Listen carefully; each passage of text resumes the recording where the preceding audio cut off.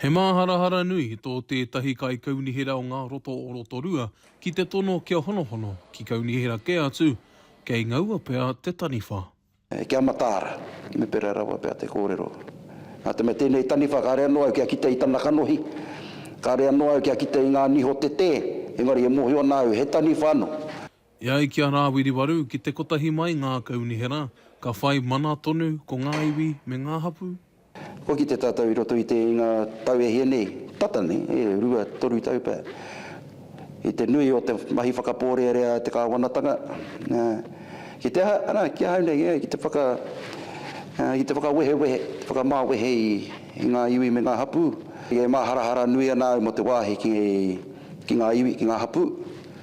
I te mea ai hoki ko te nuinga o ngā iwi me ngā hapu, ko whai piringa, wa hono atu ki ngā kaunihera o tēnā rohe, o tēnā rohe, o tēnā rohe. E ono ngā kaunihera pēnei ia o pōtiki whakatāne ka werau Rotorua te kaunihera o te taiuru o te moana toe me tauranga ka whai wāhi pea ki tēnei hononga. Ka tahi anō kia tono atu e tahi kai kaunihera o ngā roto o Rotorua ki te tumu whakarai, kia kōrero atu ki ngā kaunihera pātata. With the following objectives for Rotorua: A. Finding of efficiencies for service delivery.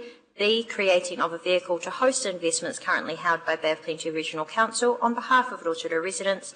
And C. Create groupings of councils with complementary economic development objectives with Rotorua. I would think at some point, and this is only my opinion, that a government, any government of any complexion, may decide to review how councils operate. Hei tā te kai kaunihera wāri Māori o tauranga moana a Hemi Wollaston, me tūpato te haere. When you start looking out in some of our rural communities, you know, is somebody sitting in an office or boardroom in Tauranga going to be having the best interests of a Pōtiki at heart?